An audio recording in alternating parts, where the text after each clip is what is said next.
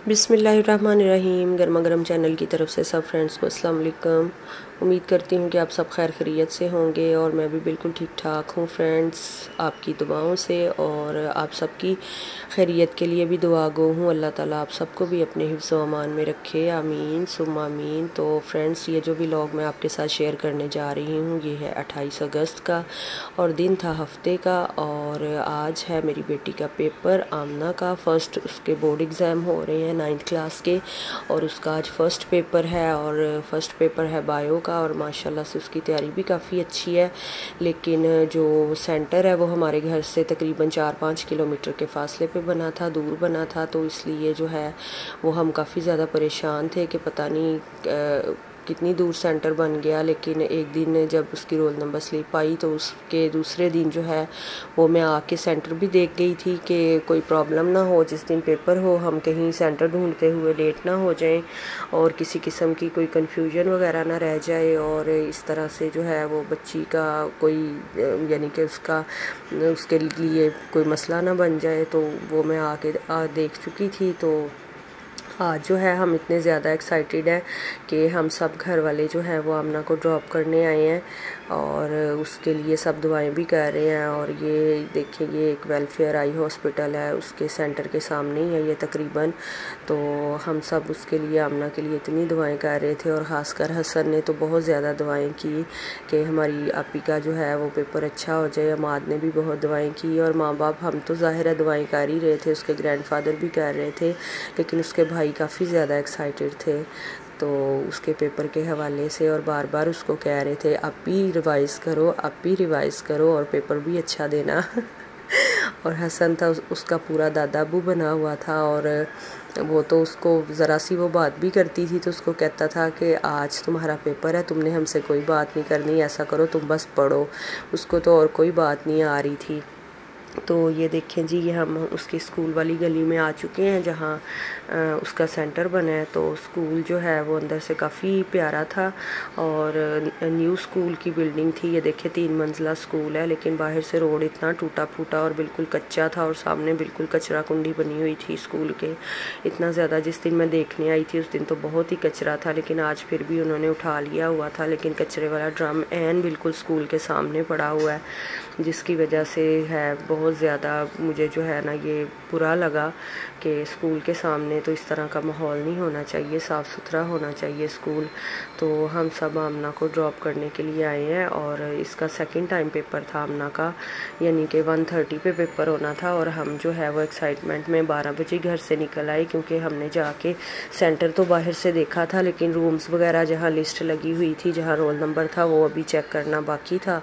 तो मैंने समझा कि मुझे तो वो अंदर नहीं आने देंगे, लेकिन उन्होंने मुझे अंदर आने दिया और मैंने सारा कुछ चेक कर लिया। ये देखिए ये स्कूल है और सारा कुछ चेक करने के बाद हम दोबारा गाड़ी में आ चुके हैं। मैंने देख लिया था जहाँ उसका रोल नंबर था, सीट तक मैं देख आई थी और मैंने आमना को भी साथ लेके गई थी, उसको भी मैंने बताया था। मैंने कहा ये आपकी सीट है, ये आपका रूम है, 3rd फ्लोर पे रूम था जहाँ उसका रोल नंबर आया था।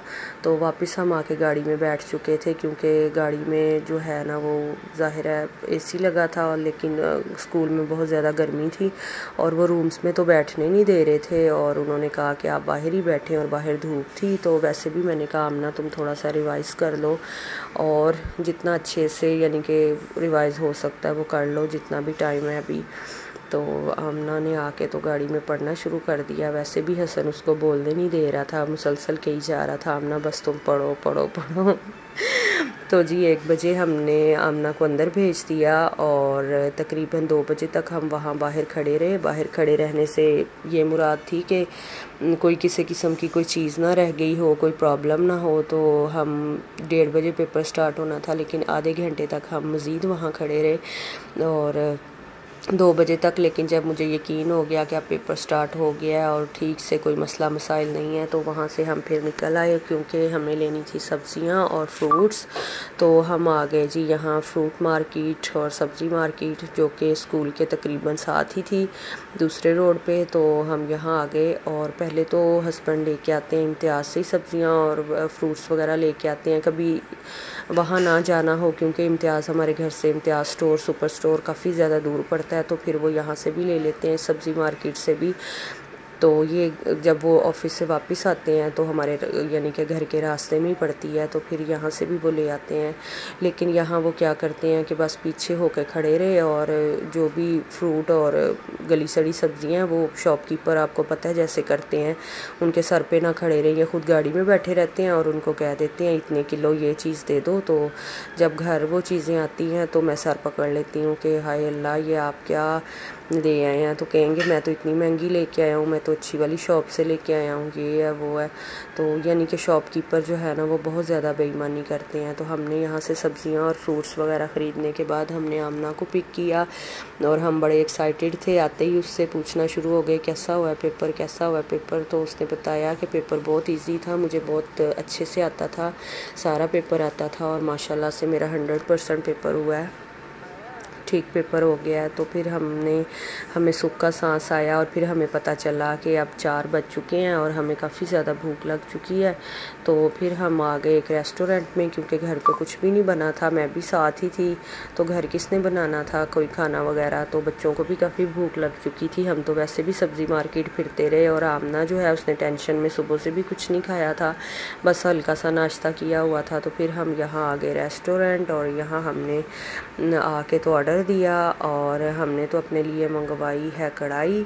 और हसन साहब की वही जो हमेशा से करता है हसन के, उसकी अलग सी फरमाइशें होती हैं, उसने अपने लिए जो है वो पिज़्ज़ा मंगवा लिया। हालांकि हमारा तो बस रोटी सालन खाने का मूड हो रहा था, तो लेकिन उसको जो है वो फ़ास्ट फूड भी साथ खाना होता है लाजमी।